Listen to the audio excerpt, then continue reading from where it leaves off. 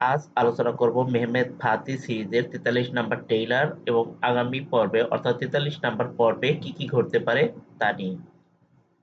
গত পর্বে আমরা দেখেছি যে সুলতান মেহমেদ যখন গির্জায় প্রবেশ করেন তখন জেনাডিউস ও সকল জনগণের উদ্দেশ্যে তিনি বলেন যে এখন থেকে আপনাদের জান মাল সম্পদ ও আপনাদের গির্জা আমাদের কাছে আমানত। এরপরে তিনি জানোস পাশা, শাহাবুদ্দিন পাশা ও কাজী হিজির চেলেবিকে বলেন যে ৩ দিনের মধ্যে আয়া সোফিয়াকে জুমার নামাজের জন্য প্রস্তুত করতে।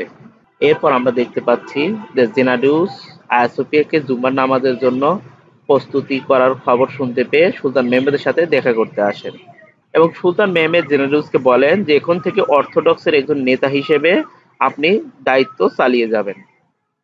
জেনাডিউস বলেন যে সম্রাট কনস্টান্টিন থাকলে কখনো এই কাজ করার সাহস পেত না, অর্থাৎ সম্রাটের অধীনে গির্জাকে নেওয়ার সাহস পেত না। তখন সুলতান মেহমেদ বলেন যে তার ক্ষমতার উপর আস্থা রাখে না সে সবকিছুতেই ভয় পায়। জেনাডিউস বলেন যে এইভাবে চললে মেহমেদ বিজয়ী হতে পারবে না। তখন ফাতেমা খাতুন বলেন জেনাডিউসকে যে বিজয়ের যুগ সবে শুরু হয়েছে। এরপরে আমরা দেখতে পাচ্ছি ইসাক পাশা চান্দারলি হালিল পাশাকে বলছেন যে আপনি সুলতান ও মুজাহিদদের বিপক্ষে দাঁড়িয়েছিলেন। এরপরে আমরা দেখতে পাচ্ছি যে জানোস পাশা শাহাবুদ্দিন পাশাকে বলছেন যে নোটরাজকে আমি চান্দারলির পক্ষে থাকতে দেখেছি। তখন শাহাবুদ্দিন পাশা বলছেন তারা কি চুক্তি করেছে? তখন জানোস পাশা বলছেন আমরা অচিরেই জানতে পারবো। এরপর আমরা দেখতে পাচ্ছি লুকাস নোটরাস প্লাটনকে বলছে যে মেহমেদ আর আমাদের বিশ্বাস করে না। তখন প্লাটন বলছে যে তুমি যদি চান্দারলিকে মেহমেদের হাতে তুলে দিতে তবে এই সমস্যা হতো না। এরপরে লুকাস নোটারাস প্লাটনকে বলছে যে চান্দারলি হালিল পাশা ছাড়া আমাদের সাহায্য করার মতো আর কেউ নেই।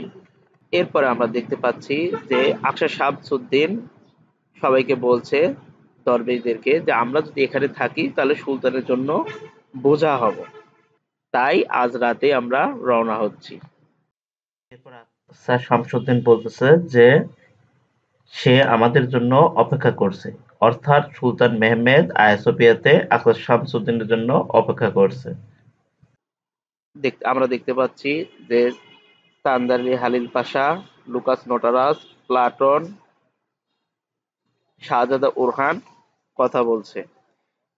এর মধ্যে লুকাস নোটারাস বলছে যে এই গল্পের শেষে বা এই কাহিনীর শেষে যার রক্ত ঝরবে সে হলো সুলতান মেহমেদ। এরপরে তান্দারি হালিল পাশা বলছে যে ওরহানই মেহমেদকে হত্যা করবে। এরপরে সুলতান মেহমেদ, জেনিসারীরা, আকিন্দিরা সবাই আয়া সোফিয়াতে জুমার নামাজের জন্য যাচ্ছে এবং সুলতান মেহমেদ সবার উদ্দেশ্যে বলছে কনস্টান্টিনোপল বিজয় কোনো সমাপ্তি নয়, বরং এটি একটি নতুন সূচনা।